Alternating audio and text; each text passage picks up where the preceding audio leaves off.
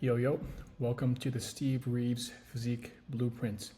We're gonna go over everything that entails how to get this guy's physique. Understandably, this guy had peak genetics, but he also just lived in a time where we relied on work ethic, proper nutrition, and honestly, he was just years ahead of his time. He was working out properly, dieting properly without all the information, the right hand to attain this physique, and he attained it just by really just sticking to the basics. So that's what we're gonna go over in this video. This video is for guys already showing up, guys that are training hard, 30 plus, who don't want to look average, who don't want to remain looking average or stagnant for the next 5, 10, 20 years. And this should take about 10 to 12 minutes to go over. So let's get into it. I'm going to provide you guys the PDF on the left here at the end of this video. So if you want it, you can go ahead and just grab it. And you won't get this because there's only like a couple of slides and not really worth it. This is just really just for visuals. But yeah, let's get into it. So Steve Reeves, he's the one that actually first came up with the classic physique look. Like everything we have today when it comes to classic physique bodybuilding started with this guy. Obviously now classic physique bodybuilders look way bigger than him due to PEDs, physical enhancement drugs, but the overall look, the symmetry, the small waist, the wide lats, the big chest, proportionate arms, the calves and thighs, started with this guy. And so he was well before even Arnold Schwarzenegger. It says here in 1958, Reeves played Hercules in a low-budget Italian film. By 1967, he was reportedly the highest-paid actor in Europe. A teenage Arnold Schwarzenegger saw a poster of his successor, Reg Park, another natural phenomenon that was ginormous even for his time, but done so naturally. He decided in that moment to become a bodybuilder. So all these people influenced the great oak himself, Arnold Schwarzenegger. Every shirtless action hero you have watched since traces back to the silhouette Reeves built with 3 workouts a week, real food, and 0 pharmaceuticals.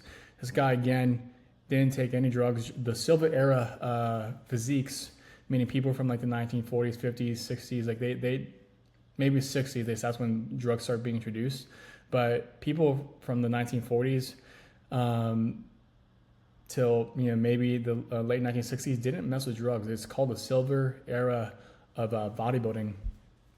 And they just stuck to the basics, right? And they trained hard, ate well. So your goal here is to read all this once, apply it for the next 12 weeks, and watch yourself start to blow up reasonably. So I think you can at least see 0.5 pounds of muscle per week if you actually implement this thoroughly. And the quote for myself, you don't want to look like a bodybuilder, you want to look like an action hero. The man who invented the action hero trained 3 times a week. So our big thing here at Humble Fitness with my business is that you train no more than 3 to 5 times maximum, no more than 5, no less than 3 to get results. All right, so let's get into the meat of this. The physique target. So Steve Reeves had a very unique outlook when it comes to physique measurements. He had actually a way to find out what's the most ideal measurements. So the Reeves ideal ratios that matter. And by the way, these are all his stats. So obviously, this guy was a monster. 6'1", 215 pounds, 52-inch chest, 29-inch waist, 18.5 arms, 18.5 neck. That's decently thick neck. Calves 17.5, thighs 26 inches. He was a big proponent of not having a gigantic waist and gigantic thighs. He wanted the thighs to be proportionate, but not super overtaking the hips. And actually, believe it or not, he even though he did do barbell back squat, he avoided the barbell back squat so that it wouldn't build his waist that much. He actually opted out for the hack squat because it built his quads without building up his core and his glutes too much. So these are his targets that he would use. So you take your current wrists and multiply it by these multipliers, and you'd get the ideal Reeves ratios. So just want to put a disclaimer out there. The point is not to chase Reeve's exact numbers because we're all different. Most men can't get this physique, or because again, he is a genetic outlier. But you can at least attain the look, right? You may not be able to attain the pound for pound muscle mass that he had, because let's just be honest, people back then had higher testosterone levels than they do now. We have seen testosterone levels dramatically drop over the years. So I'm not against TRT per se. What I am against is people trying to jump on drugs or steroids well before their time because they just want to cut corners. So implement all this stuff first, train hard, eat well for at least 5 years consistently. If you don't get results, then maybe get your blood work done and see if you need it. Because again, these guys were optimized to the gills. This dude probably had a natural sitting testosterone on 800 to 1,000 milligrams, I bet you, or even higher, who knows. The training system. So he was a big proponent of full body exercises. So full body 3 times per week, free weights and compound lifts. He did use machines, but he opted out for barbell and dumbbells, considering machines weren't really all that big. I don't even think they were out yet until the early 1960s. That's when some of the first couple of machines started rolling out. So he was big into free weights and compound lifts and unique exercises. He lifted around 8 to 12 reps, heavy, hard, even down. Sometimes he would lift between 3 to 5 reps. He didn't consider it just strength training, as long as he was pushing himself, right? And he rested. For 90 seconds to 2 minutes between working sets, sometimes less, depending on if it was accessory movements, like it says here, 45 to 60 seconds between accessory movements. The goal was to bring full intensity to every single set, not to rush around. Unlike most people who work out nowadays, they will give themselves 30 seconds to 60 seconds of rest between their sets, just trying to basically turn their weightlifting session into a cardio session. And then, of course, progressive overload. He lifted heavy every single week, and we'll get into that more because there's some fun little stories about him training to the max. The Modern Reeves program. So again, you'll get all this at the end of this video. You'll get a upper A, upper B, upper C program, one centered around strength, power, and aesthetics. You don't necessarily have to, split up different types of training modalities for strength, power, and aesthetics, meaning bodybuilding or just growth here. You can substitute that word for. And other caveats I want to tell you is that the strength foundation, you can reduce the sets. Typically, if you're just going to train 3 times a week, you're going to do more sets than the average workout that's, a 5-day split or a 6-day split. 6-day to 5-day splits, you really shouldn't be doing more than probably 2 sets. But you can do 2 sets as long as you're progressive overloading, as long as you're training hard and with intensity.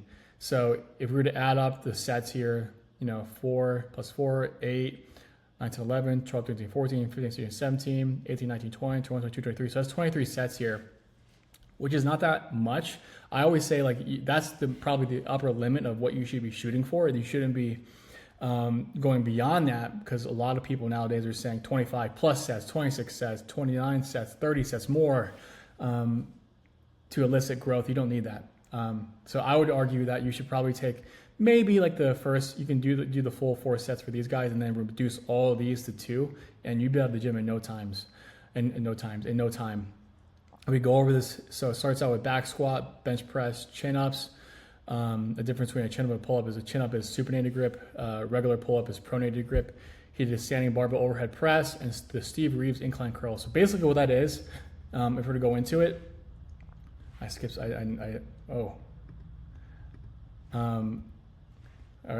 his measurements. Oh, by the way, this is what he looks like. This guy was phenomenal for his time. So again, I want to show you the Steve Reeves curl. It's basically just, why is it not? There we go. It's just an incline curl, but he did it so much, and he was famous for doing it so often and pushing it to the max that people start calling it the Reeves curl. And basically all it is it's literally just an incline curl, nothing crazy. There's people like Mike Israetel who would literally lay this bench flat and be doing a flat bench curl, so your arms are really stretched in the stretch position. Not necessary. You just need an incline curl like this. Go all the way down. He's going to fully stretch the bicep. That isn't the bottom portion for him. This is probably on his way back up. You want to make sure that your arm is fully extending on the way down. But he proposed that this was the exercise that got him to the 17-inch mark for his biceps. He's even been documented to go up to 75 pounds for reps, 5 reps, quick, albeit, but still 5 reps is 75 pounds on incline curl is nuts. The most I've ever done is 55 pounds for like maybe 3 reps. And then after that, he would drop down and do a drop set and blah, blah, blah, blitz himself with some more volume to finish off, right? So one way of actually doing this is if you wanted to reduce this to 2 sets here, Steve Reeves incline curl, you could do the first set as heavy as you can, 5 to 8 reps, doesn't even have to be 10 to 12 reps, and then rest for 30 seconds or a minute, and then do a drop set down to whatever, and blitz your biceps, and you don't need to do a continual drop set. That's what he did here. He would do a sequence until he couldn't lift any more than 5 pounds. But I wouldn't recommend that. It's not necessary. That would just cause unnecessary fatigue.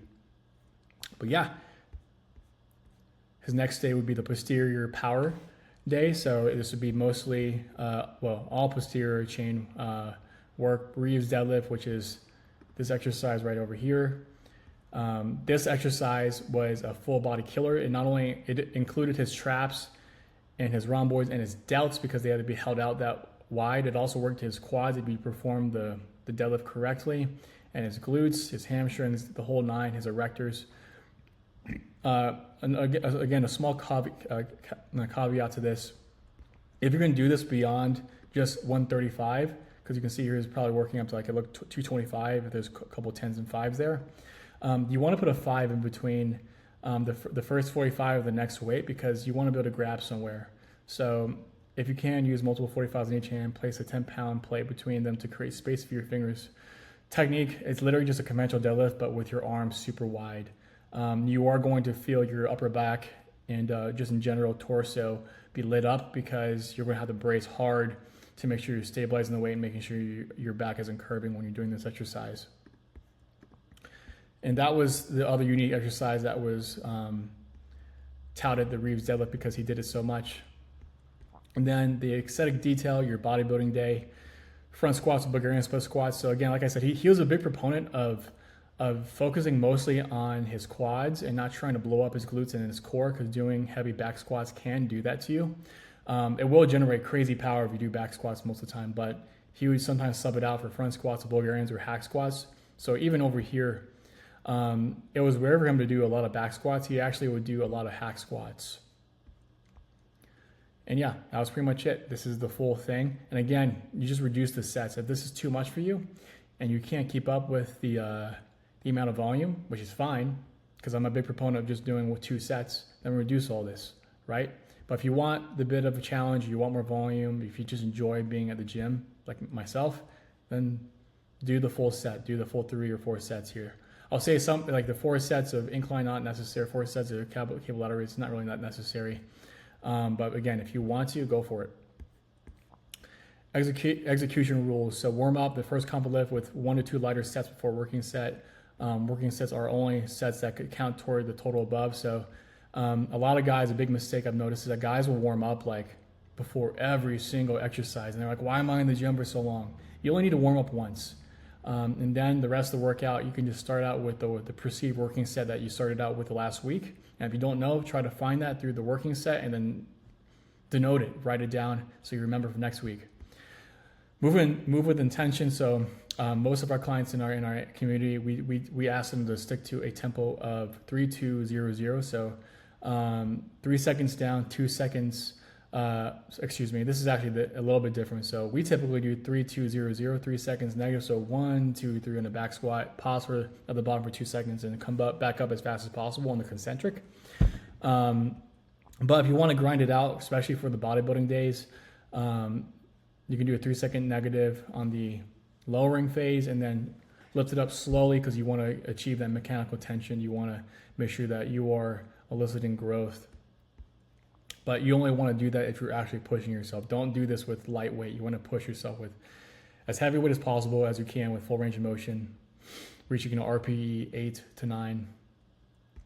And then, of course, you want to stick to the rest times. Heavy compound lifts should be around 90 seconds to 2 minutes max minimum. And then your accessories can be about 45 seconds to 60 seconds, excuse me. All right, the nutrition system. 60% carbs, 20% protein, 20% fat. This was like a good snapshot of what he ate on a daily basis. I'm going to show you on the side here actually the exact nutrition that he used in the calories and carbs, protein, and fats. If you want to take a screenshot of all this, you can. But this was exactly what he ate most days. He had a power drink, orange juice, gelatin. Gelatin was basically like the egg powder that they would use back in the day. They didn't have protein powder back then. They just used egg powder. 4 scrambled eggs, whole grain toast. I'll reduce this side here. With banana and honey. Large fruit salad with cottage cheese, mixed nuts. Green salad, large cut of either fish or beef, sweet potato or rice. And if you take a look here, I'll give you also a chance to screenshot this. The nutrition system, lunch, medium fruit salad. This is the exact proportions that he would use for a cut. Dinner. If he was on a cut, he'd probably be more around fish or a lean beef rather than a heartier, fattier beef cut.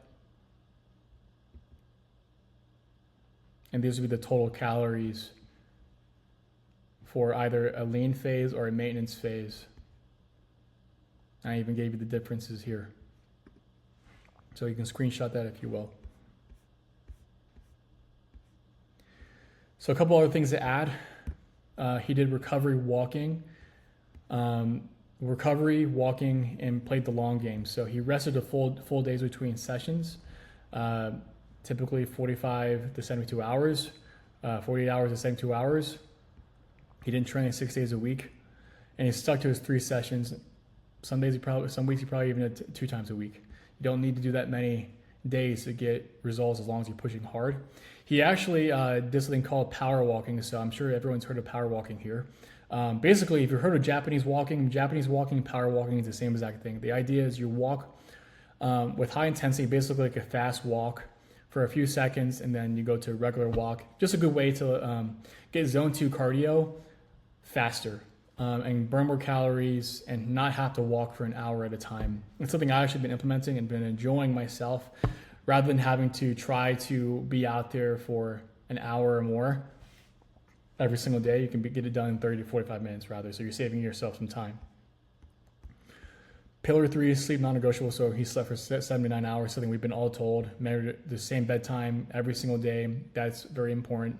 Most people have very, very erratic different sleep times. I go to bed at the same time every single night, around 9:30 to 10 is my range.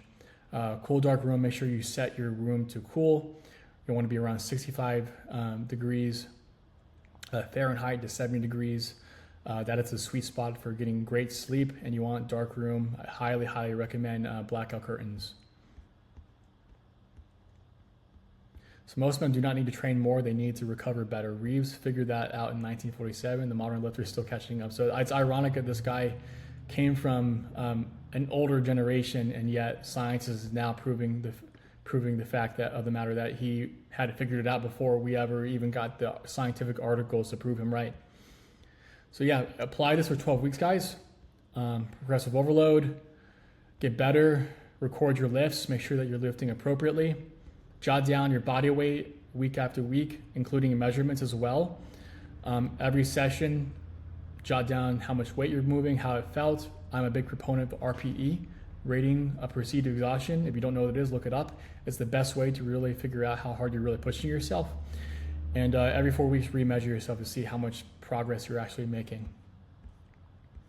So that's about it, guys. If you are from YouTube, follow me at The Real Steve Curcio. I drop information like this quite often, talking about different celebrities and how to get jacked naturally. It is possible. A lot of guys think that celebrity physiques are like unachievable without drugs.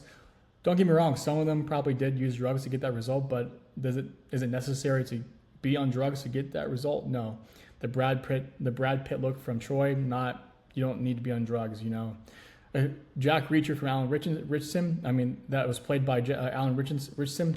Most likely you'll need HGH or some type of drugs to reach that look, but the overall like aesthetic of getting that is possible. Maybe not the pound for pound look, because then you would have to take anabolics, but most celebrity physiques are achievable without drugs. So again, if you're here from Instagram, follow me on the Real Steve Curcio. If you are from Instagram, subscribe to YouTube. And if you want to do some personal work with me, one-on-one, comment Hercules on my Instagram in my DMs, and we'll show you how we get other guys jacked and fit using the Spirit method. That's our branding of training. We'll build a program that's exactly tailored to your schedule, your frame, and your starting point. Every detail is customized for you inside of our coaching program. There's no cookie-cutter plans. No two clients are running the same program, and we are happy to switch out things for you to make sure that you are getting steady progress. Anyways, guys, that's it. I did so 12 to 13 minutes. I apologize. Hope you have a great day. God bless and peace.